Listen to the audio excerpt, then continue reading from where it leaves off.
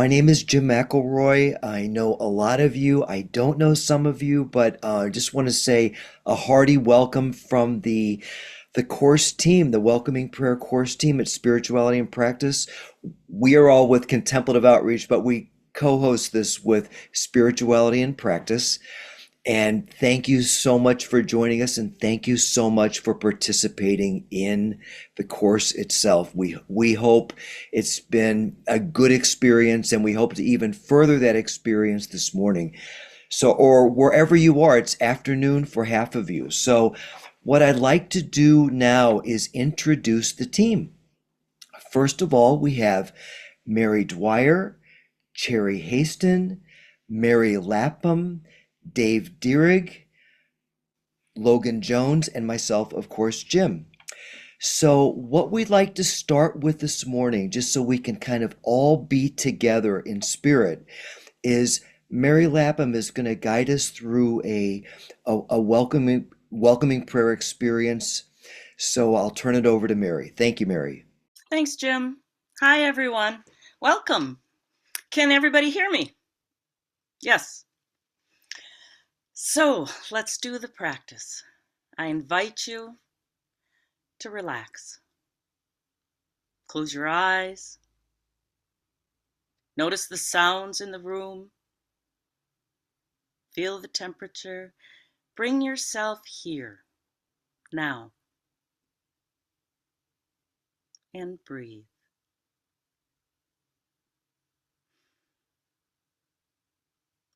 Drop your tongue from the roof of your mouth. Relax your eyes. And I invite you to just notice. What are you experiencing in your body in this moment?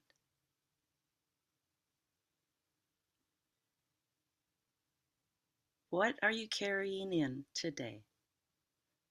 Trust your body.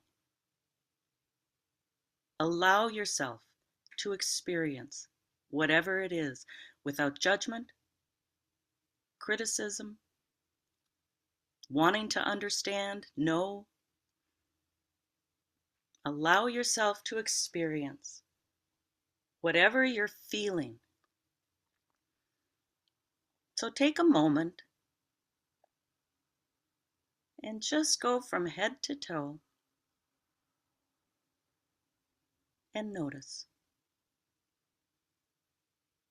Anything warm, tight, feeling heavy,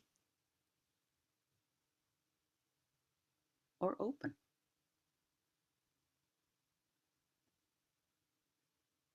And whatever you notice, wherever you notice, go there.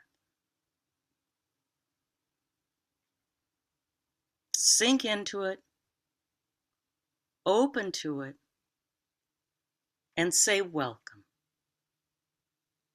Welcome. I let go of my desire for security, affection, control, and embrace this moment as it is. Welcome.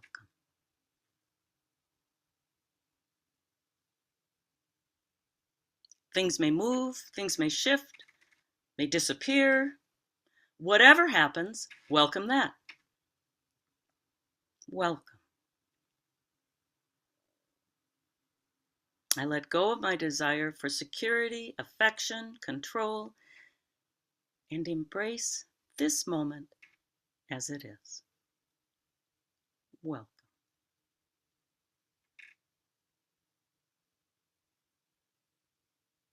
I enter into the moment by consenting in my body, with my body, to connect to the present moment where God is. Thanks, everybody. That's what I have, Jim. Beautiful, Mary. Thank you so much. And what we would like to do now is talk a little bit about what we are welcoming.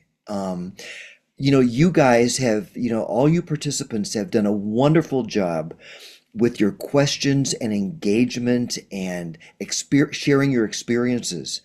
And it's been great for us because it's been tremendously, I'll use the word again, engaging for us to, work with you, listen to what, is coming up for you, and responding to the best of our ability. And now what we'd like to do is turn it over to Cherry a little bit and talk about um, what we are welcoming. And I think the whole team will participate in this. This is going to be a little bit of a teaching because this is one of the things that comes up a lot. What exactly are we welcoming?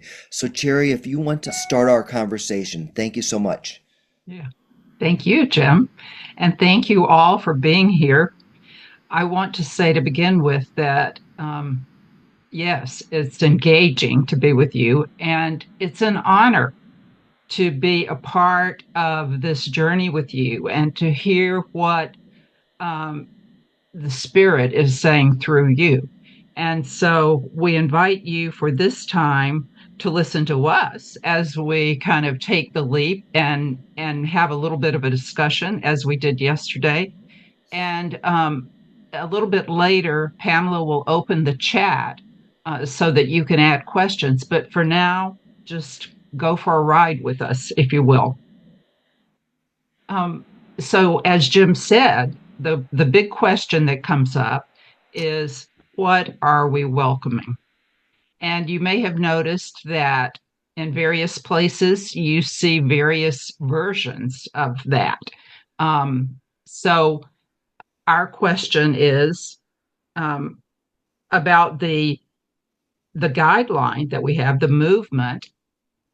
I let go. No, it's not that one. The welcome what is happening in what you're experiencing in your body in this moment as a symbol of your consent to God's presence and action within. What parts of that team would you like to address? Well, I can start. I can share my experience of what I just went through. I've done that a million times.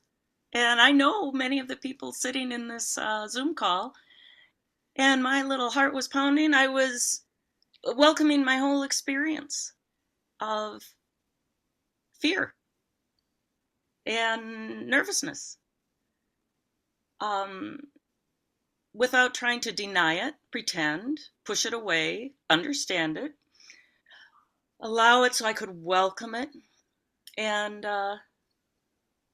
find God in it by letting go of all the messages I built as a little 3-year-old and then solidified as a 5-year-old about how to do things perfect and how to do things right and how to make sure I'm performing and ba ba ba ba ba. I can't receive love when I'm so busy chatting.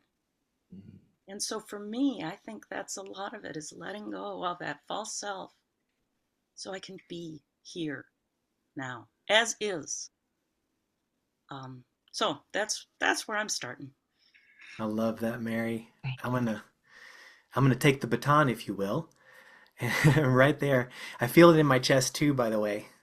And I guess what I'll just say is this: all mammals have three basic aversive reactions when our needs aren't met, whether that's real, whether the threat is real or imagined. And it's essentially fear, some version of distress or panic. That would be mine in the chest.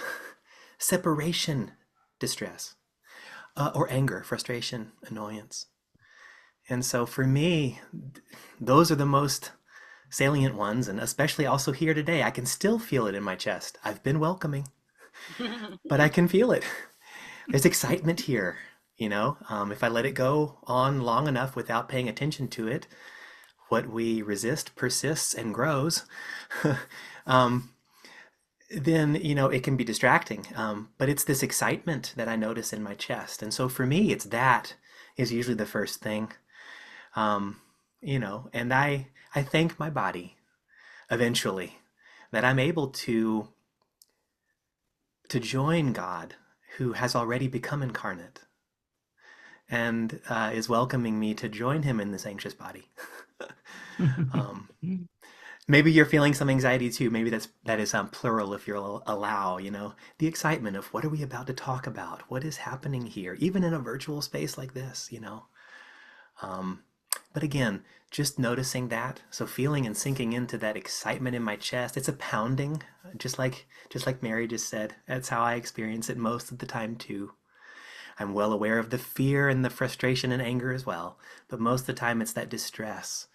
And again, I'm kind of wordlessly welcoming that.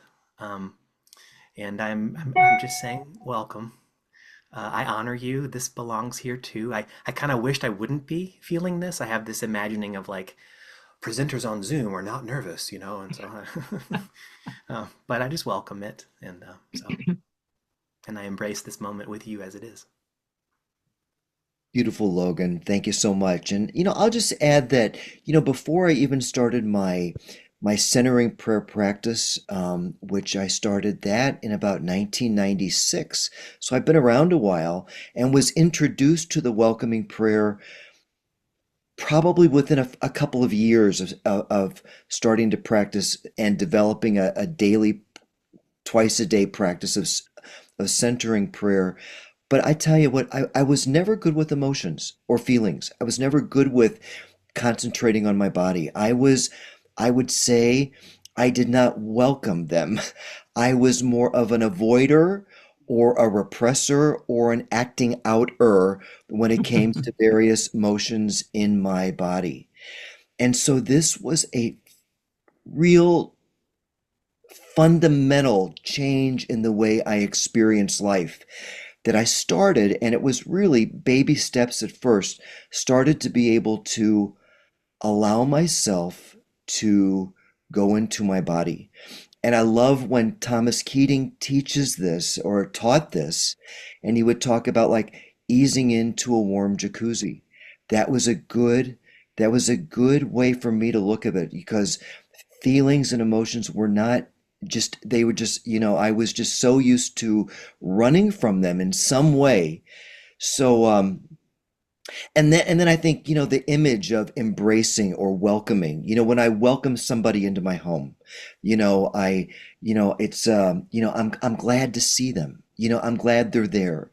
I care about them. I want the best. It's just a different attitude that I can kind of use to embrace, like I'm embracing almost like a friend or a loved one, and you I started to be able, over time again, started to do that with my feelings. I don't always like the initial feeling that comes up for me. There's still some resonance, but I will stay with it.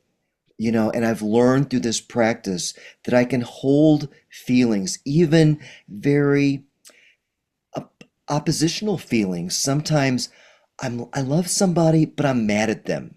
Or I like this situation, but it's not easy to go through. That dissonance sometimes we feel with various things that go on in our lives. I'm learning slowly but surely how to hold that in my body and then welcome and stay with it. So, Great discussion. I was thinking about there's usually a time during the day. It's not every day, but a lot of times when it's usually in the evening time. Maybe it's when things slow down enough for me to start noticing Mm. more. And a lot of times it's like this feeling of I don't always identify it, but sometimes it feels like loneliness. Sometimes it feels like, self-criticism and it always comes up like later in the evening as I'm maybe after dinner, relaxing in or something like that. And I really started noticing it a couple years ago, as I was doing the practice. And before that, I just wasn't paying attention to it. I'd avoid it by turning the TV on or, going and getting some ice cream or something like that. But, the more that I've practiced, the more that I was able to sink into it. And it's, like it struck me weird, like that I still notice it, you know, like it hasn't disappeared or anything, but I always go back to what Thomas said about, you know, we really have to have a friendlier attitude toward these emotions. And that's really what's changed. I try and, you know, I can feel it in my upper body, not always exactly the organ where it's going, but I try not to, when I'm sinking into it, I really try to avoid the thought of where is this? And, you know, where can I find this? And try to just sink into the body of experiencing it without too many questions, keeping it as simple as possible, and then move on from it. And, you know, I feel very content with that direction right now, but that's where I am right now. Thanks, Dave. Thank you, Dave. You know, what I was really with in some of Thomas's later writings, and particularly if folks haven't read Illuminations of Love, Meredith Shifley's book, anyway, Thomas has a statement in there that God is more us than we are. And we do know that the true self-center of gravity is God, and the false self-center of gravity is me or you or whoever. So what I'm with is what I really am welcoming is the truth of my humanity, because I have a whole story about what humanity should be about. And folks, you know what? The world is not cooperating on any level with anything I think. So my stories are really being challenged. And that line, I mean, Thomas is just hitting me. I don't know what he's up to up there, but I'm getting zapped everywhere I turn. That I have a card. It's all around me. If you could see my setting, what I look at. But God joins us wherever we are, just as we are, and only asks us to be who we are. So for me, most of the crap I welcome. I was at the gym, my shoulder's killing me. I don't know, maybe I'm old and I do exercises wrong. Maybe there's some deep unloading. I don't know. The gift of this practice is I don't care anymore. What I am with is my first turn. Like St. Paul encouraged us to pray unceasingly. If I become more aware and pray with it, and God's my first turn to it, and then I'm going to go put a salon pause on. But my first turn being God, it doesn't matter so much to me anymore. I do trust at a very deep level if there is something unpacking that I need to be with. And I love some of your sharing that you're tying to a childhood experience and how it's manifesting in your life today. Those are awesome. But most of my practice is ordinary stinking welcome, welcome, welcome, and letting go.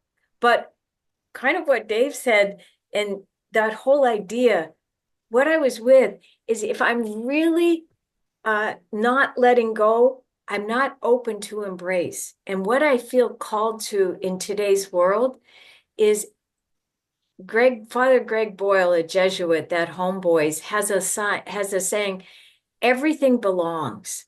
So something in me is being challenged to recognize that everything belongs. That's where the embrace, to let go of all that binds me so that I can get bigger.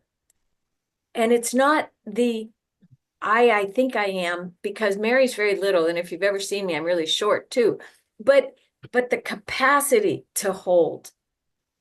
So, Cherry, when you ask, what are we letting go of? Or what are we welcoming?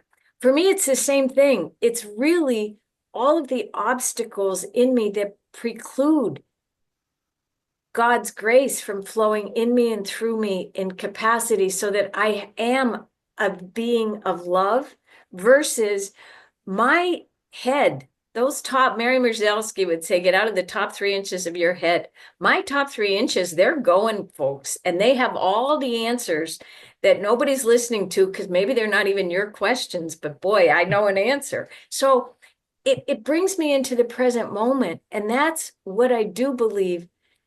That's the only place grace can access, so that we are intuitively know 12 steps, intuitively know how to handle situations which used to baffle us. Thank you, Mary. And I would just like to add a little teeny bit. I don't know that we have time for much more of our discussion, but I think of welcoming in this way. When my daughter was 3, I started doing centering prayer, and I would tell her, I'm going to go do centering prayer, and she would say, "See you later, meditator," and be running around. And pretty soon she would come where I was sitting and hop in my lap. And so at first my feeling was, no, I'm doing my prayer. You can't come interrupt me. You can't get in my lap. And then I realized that what I needed to do was welcome her, give her a little hug, give her a little kiss, and she'd run on off, and I would continue my prayer. And I think of welcoming like that, that what comes to me, whatever it is that I'm experiencing in the moment in my body, no matter what it is, how much I don't want to experience it, if I can hold it like that little child and bring love and compassion to whatever that is, then God is with me in that. That I welcome what I'm experiencing, and I think it's so important to notice what we're experiencing in our bodies, because that is where the present moment is, as Mary was talking about. That is where we connect with God in that present moment. And if not through our bodies, then through what? The bodies are our place to be in this life. And whatever comes into our awareness, the things that are happening in our world that are so disturbing, we don't welcome those, but we know that God is there in whatever we are experiencing. God is always there with us. And as Mary's been emphasizing, we can do nothing apart from God. And that's Father Keating's teaching, that God is always with us. We actually exist in God. We can't be anywhere else. God is always holding us. And so that's what brings me from the welcoming to the embracing, that I embrace whatever I'm experiencing, that little child, but whatever it may be that I'm experiencing, the little child, I want to hug and love. Some of the feelings I don't want to hug and love, but bring my compassion to that, and that's transforming. And as I embrace, I'm in God's embrace. So there's so much more that we could discuss, and it's so much fun, so satisfying to be able to discuss all these things and bring our reflections to you. And please know again that we honor your experience, and we know that God is always revealing things through all of us. The Spirit is always working through all of us, and all of you have so much wisdom and insight to share. And it's a gift to us and to the whole community. And Sherry, if I could just make a few comments as we're opening the chat for any questions you have. I just would like to talk about, some of you have put in the chat or in the practice circle questions about PTSD or trauma. One of the things in my experience is we are never asked to be re-traumatized. These prayer practices, your centering prayer, your welcoming prayer, forgiveness, Lectio, active prayer, whatever it may be, or other things, your yoga, whatever. Divine is attempting to love us into life. And we carry wounds, and there has been a lot of trauma. And the teaching that welcoming is based on is that the storehouse or the warehouse of all of this stuff is in your body. So the body's been traumatized. And just because I'm not in a traumatic situation doesn't mean I still don't carry it, and you don't. And these central nervous systems we have are incredibly complex, and there's such new research coming out. But my experience is we're the being healed, we're not the healers. And we need to trust that healing, that what begins to arise in us is for our healing, not for our detriment. So I believe that the divine indwelling slowly unpacks any trauma that I carry. And it's generally through my body that the body goes off, is triggered, and things start to happen. That's where welcoming, as we gently move in, feel it, sink into it, welcome it, and let it go, is how it is unpacked. But I never have to seek it out. Or if ever it feels like unnatural, like somebody said something about, I don't feel the letting go. I don't feel most of it. That's the truth of the matter. So this isn't about feeling it. It's about intentionally making the commitment. It's my intention to consent to God's presence and action in this. So we do as we're aware of things in our body, but we never re-traumatize ourselves or go into unsafe situations. Or if it feels not good, don't go there. Allow the divine to lovingly bring you in God's time, not your own. So that's just a little caveat. Please be gentle, because these practices are never meant to add any more harm. Thank you, Mary. So Dwight asked the question, sometimes I experience strong emotions during centering prayer. I get a little confused at that point. Is it good to switch over to welcoming during centering prayer? If I may, I'll take the first stab. I would say no. Remember these beautiful imageries, if you will. This is a Mary and Martha, and this is Christ in the house of Mary and Martha.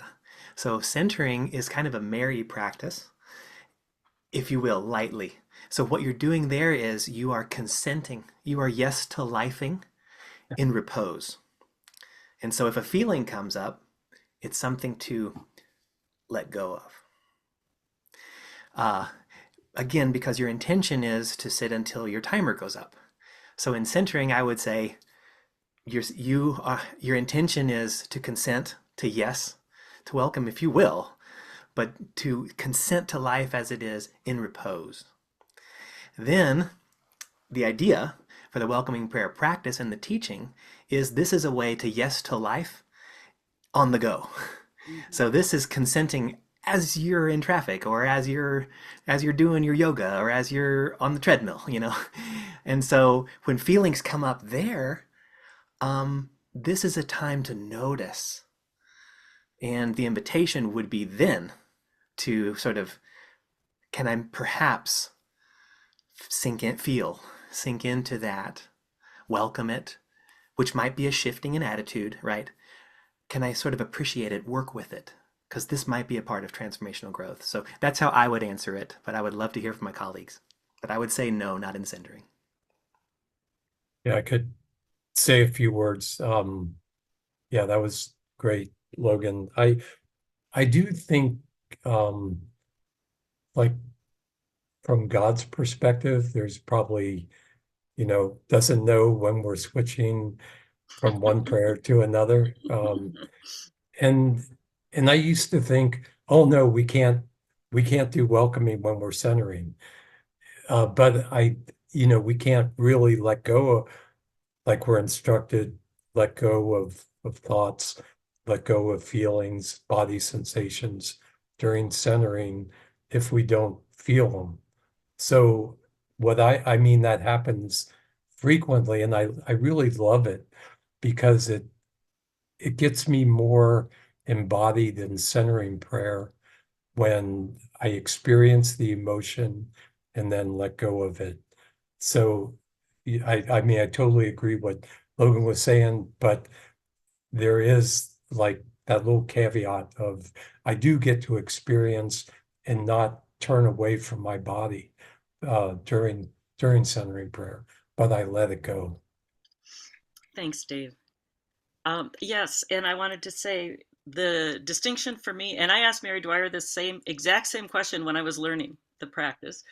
And for me, it's when I'm having a feeling and I think, oh, this is important. Uh, that's a problem. That's when I need to go back and consent because I'm way off in thinking. And if it really is important, it'll come back after the 20 minutes. I'd like to just chime in. I was just thinking it's funny. Thomas said that sometimes in the real unloading and centering prayer, the sacred word or your sacred symbol is like a buoy in a hurricane. It's just not there. And so for me, the whole process of sinking into it, like Dave was saying, really, really being with it as my sacred symbol, quite honestly, that's very much what my welcoming prayer is, because they're both prayers of consent. So we do, as Logan mentioned, to get into the words and to all of that really pulls me into another area, but to allow whatever is happening to be my sacred symbol at that time is that movement of consent for me. I'd just like to add that it's all dynamic and it's all in God's hands. And it's not about our controlling anything. And of course, in centering prayer, we ever so gently return to the sacred word when we become aware of thoughts. And that can include anything. It can include the strong emotions. It can include bodily sensations, all of those things, as Dave was mentioning. I think I remember I think it was in another context that Father Keating was talking about this, but that if something grabs you, if it's intended to grab you, if it's God grabbing you, then you won't be able to continue with your centering prayer anyway. And that may be true of some very strong emotion and or bodily sensation. And if that's the case, okay, well, okay, then do the welcoming prayer. And I would say that basically the important thing when we're doing centering prayer is always, when we're aware of thoughts or sensations, to return to the sacred word, because that's the practice we're sitting there to engage in. And welcoming prayer is for another time, before or after, or all those other hours and minutes of the day. So if you can return to your sacred word, return. And if something has grabbed you so hard that you can't, well, then welcome that. The next question is related to what you spoke about, Mary, about PTSD. If someone is suffering from depression and feels the depression physically and emotionally in the body, should these feelings also be welcomed? And what about someone who is suffering from bipolar disorder and is in a period of depression? So I'm assuming we're talking about clinical depression. I'll start. Yes, anything you feel in the body is absolutely, I trust welcoming in this whole movement really strongly. Thomas often talked about in the dark nights, we have depressed feelings and emotions. And then there's clinical depression, and often they coexist at the same time. So it doesn't preclude going and getting on an antidepressant and working some good therapy and all of the rest of it. But this practice, I find, because our bodies are the best spiritual directors we'll ever have because they don't lie. So welcoming is very helpful, especially when I'm feeling that depression, like I weigh 100 extra pounds, or I can't get out of bed, or I'm eating or not eating. So I think it's very helpful, but I don't think it's the only answer. And I wouldn't spiritualize the darkness. There is real clinical depression that you're not going to pray yourself out of. So, but this is a very helpful tool for me. Stephanie says that her silent practice has evolved from clinical relaxation training to Buddhist meditation to centering prayer. And since that time, when she has switched into a spiritual type of practice, she has experienced times of her body getting very hot, even to the point of being drenched in sweat. Her Buddhist teacher looked at her blankly when she asked about this, and currently she understands this as a type of downloading. These reactions are happening far less frequently and are now less intense, and she's wondering if any of you have any thoughts about this. Well, I'll just say that I think the word maybe that she was meant to say was um, unloading. That she was seeing the extreme heat and maybe even sweating as unloading. And you know what? That's her process. I mean, that makes perfect sense to me. I don't know why. I've heard people share with me over the years many different types of experiences during centering prayer and the welcoming prayer. Um, People sometimes will see colors when they're practicing centering prayer, um, and fear, but I would say, especially now that it's seems to be subsiding and it's not happening as frequently, I would say something was happening there. And your intention was to be with God. Your intention was to be healed. And I would say, more power to you. I think it's great. And I'm glad you're feeling better or not experiencing those intense things. But just stay with it and see where it takes you. And, like Mary emphasized, there's one more thing. If anything seems really out of the ordinary, or you're experiencing any like very unusual body experience or psychological experience, check it out with somebody else. We have counselors, therapists, doctors, and I'll tell you, if I was experiencing any severe thing in my body that was coming up during centering prayer, I would definitely check it out with my doctor. There's no question about that. So, but I think it's all on the table. I want to just add a few words of encouragement here.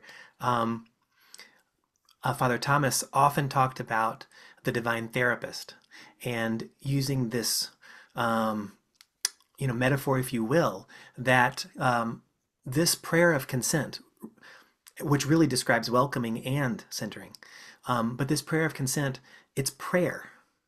It's a relationship, spirit to spirit. And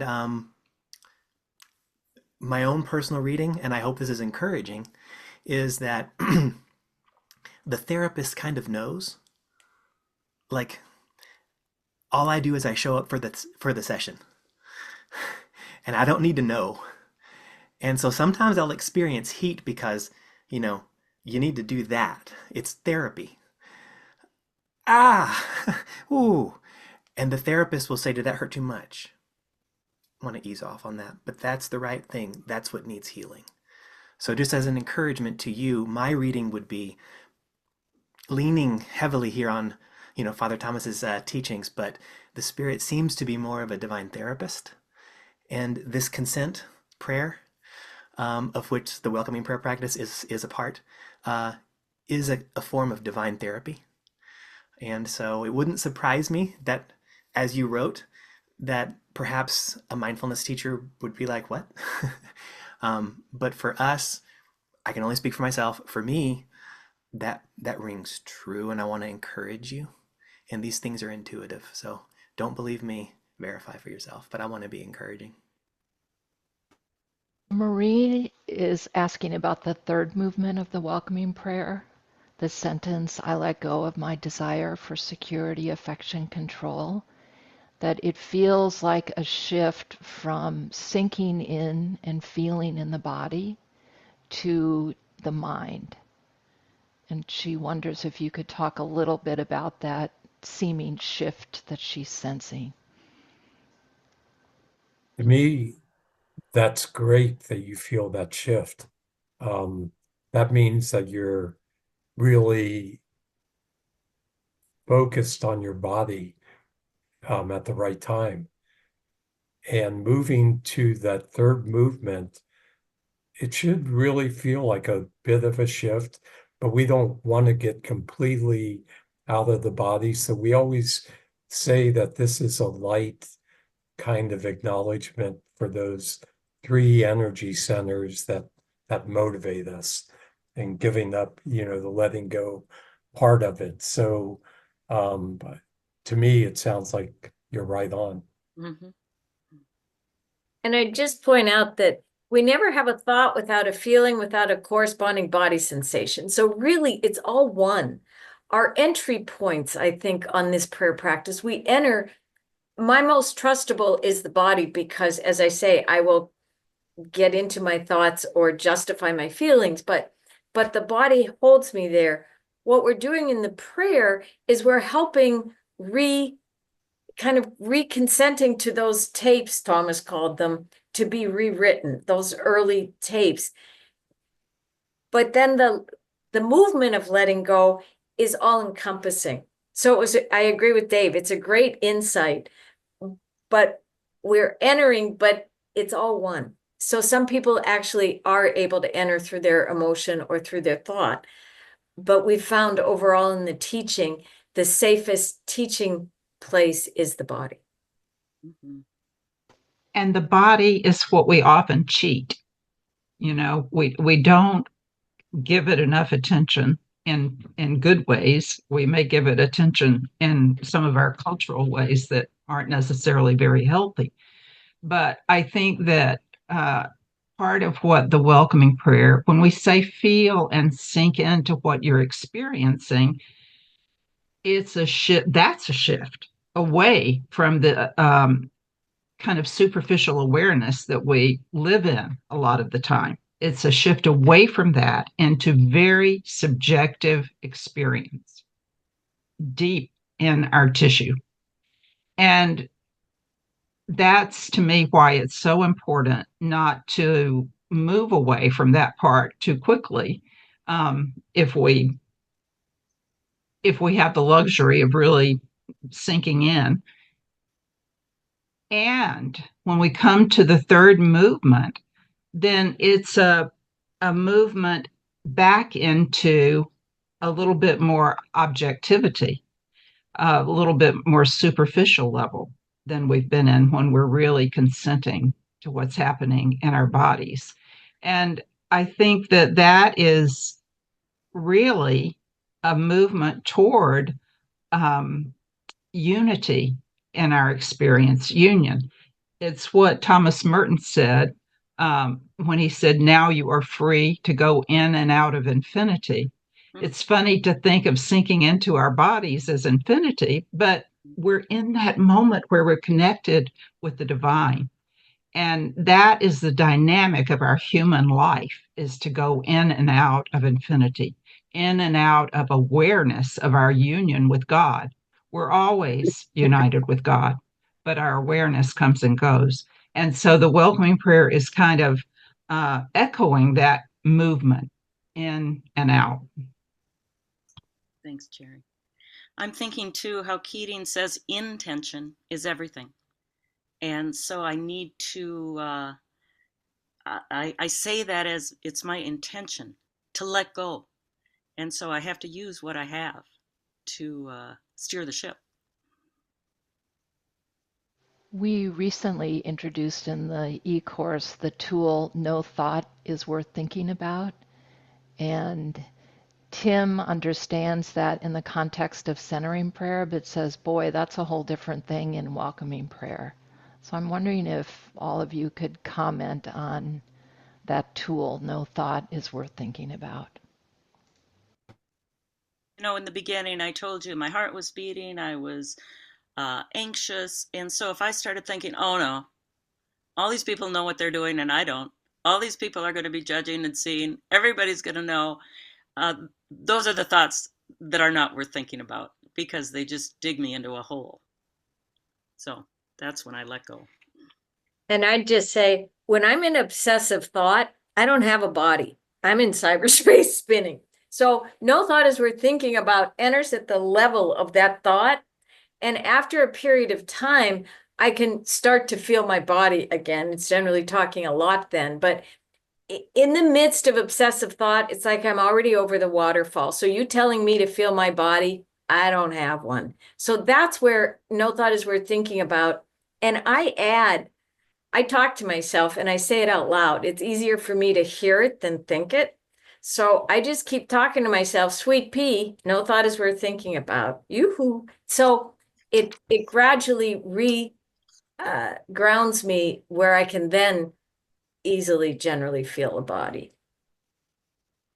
Yeah, and I just want to kind of acknowledge where I think this question may be coming from because I get it. It's like we get angry, we get very maybe we have been disrespected or things are not going our way or we have some type of an accident and man, those thoughts are just going pulsating and to be aware enough. I mean, and that's the value in practicing this because the more we practice, the more likely that we're going to be able to use it as a resource in those intense moments when we really need it.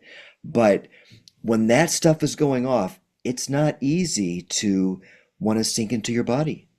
It's not easy. And sometimes it takes everything we have. And I'll just, my usual way of when I teach this thing is like my first 10 years of practicing the welcoming prayer was simply this. I wish I would have used the welcoming prayer. You know, I wish I would have used it. It's too bad I didn't use it. But over time,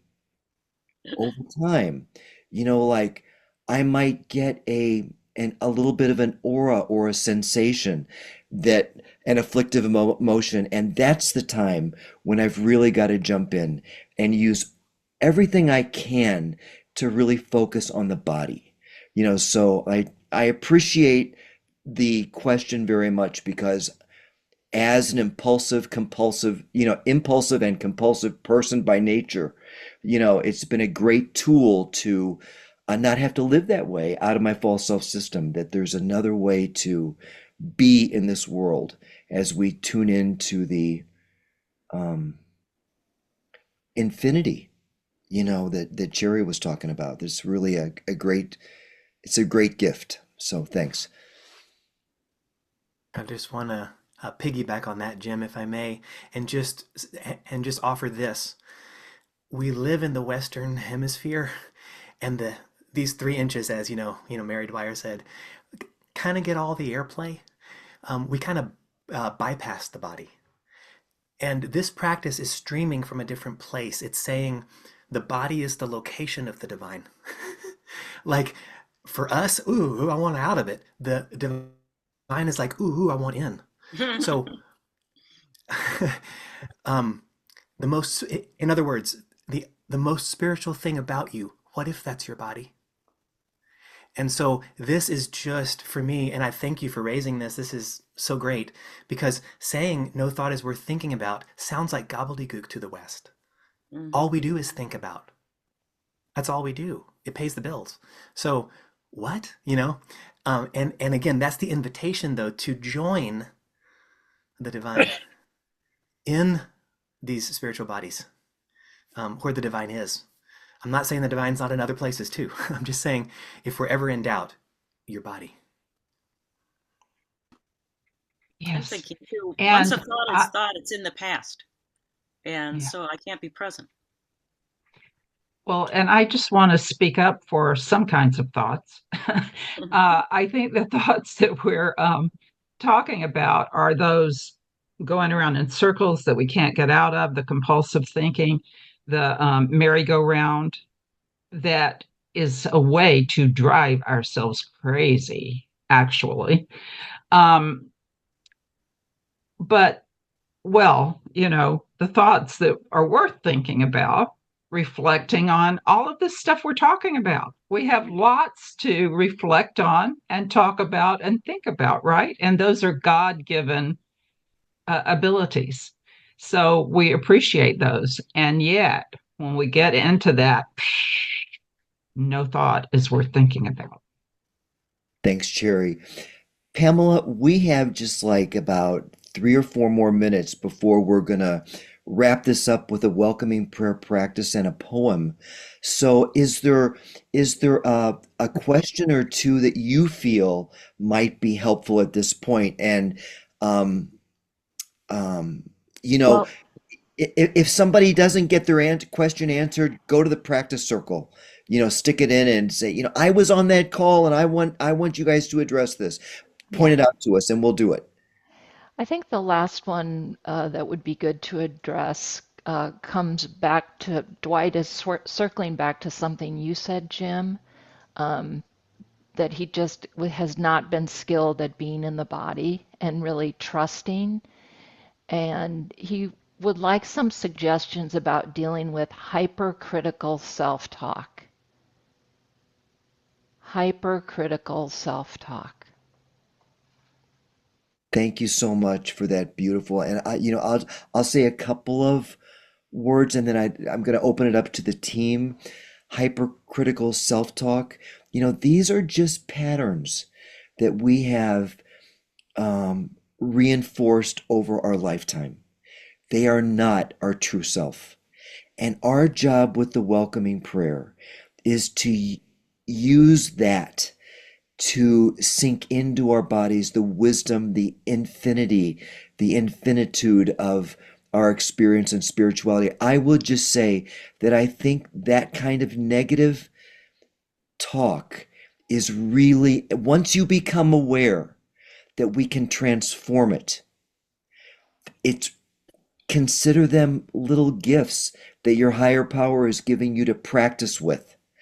Um, And again, what we just talked about, no thought is worth thinking about, and certainly hypercritical thoughts about ourselves is one of those. It's not worth thinking about. You are so much more. It is not your true self. I'm going to end it. That's there.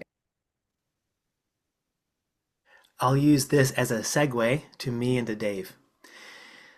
Henry Nouwen, I think, said it best in his book Reaching Out. This is a movement from hostility to hospitality.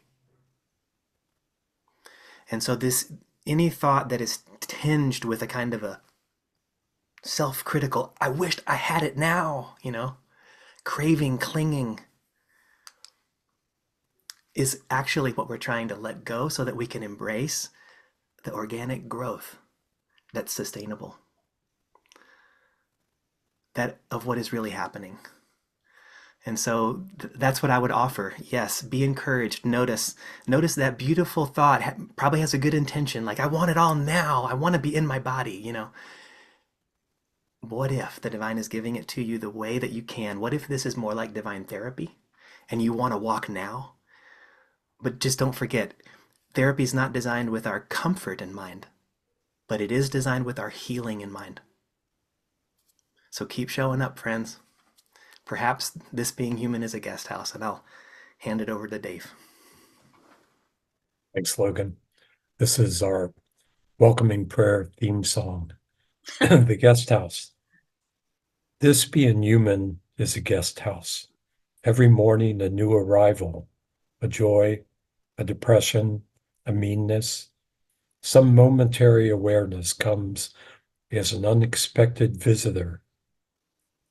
Welcome and entertain them all, even if they are a crowd of sorrows who violently sweep your house, emptying of its furniture. Still, treat each guest honorably. He may be clearing you out for some new delight. The dark thought, the shame, the malice, meet them at the door laughing and invite them in. Be grateful for whoever comes, because each has been sent as a guide from above. So here as we close, let's take a moment to center ourselves as we move into this short welcoming prayer practice at the end. This practice invites us to become more fully present to what is actually happening inside us, to surrender every obstacle to the divine presence and action within. So feel, sink into what you're experiencing. I invite you to close your eyes if you haven't already, or just soften your gaze. With a few deep breaths, relax any resistance. Feel the air as it enters and leaves your body. Sometimes we have this illusion that we are breathing, or is it that we are being breathed? Gently bring awareness to any physical sensation present within you right now. Notice without judgment. Just feel. Whatever is there is there. Feel the air. Feel the tension. Perhaps there's some discomfort, excitement, tightness. Whatever it is, let your awareness rest and sink into what is most alive in you right now. Allow yourself to fully experience it. Honor it with its own, honoring it because it exists. Welcoming it, offering it hospitality as if it were a guest. Now in the silence of your heart, wordlessly or with a quiet whisper, welcome. Welcome whatever is here now. Just like Dave just read those beautiful words of Rumi, greet them at the door laughing. Welcome whoever comes. You don't need to agree. You don't need to even like them. Can you offer them hospitality? Just allow them to be. By not suppressing or judging anything, but welcoming all things, you're consenting to life as it is, even in the face of difficulty. Let go. When you are ready, I let go my desire for security, affection, and control, and embrace this moment as it is. And trust that surrendering this moment, you're not alone, allows you to rest in God's presence exactly as you are, not as you want to be, not as you were. And now slowly as we transition, hear these words. Take a deep breath again, luxurious. May this moment of awareness, may the welcoming prayer practice ground us in grace as we move forward together. For the divine therapist, the God of infinite concern is present, and we are all welcome to join. Whenever you feel ready, open your eyes. And just know you're not alone in this practice. We'll be seeing you on the website and all your other questions too. Thank you.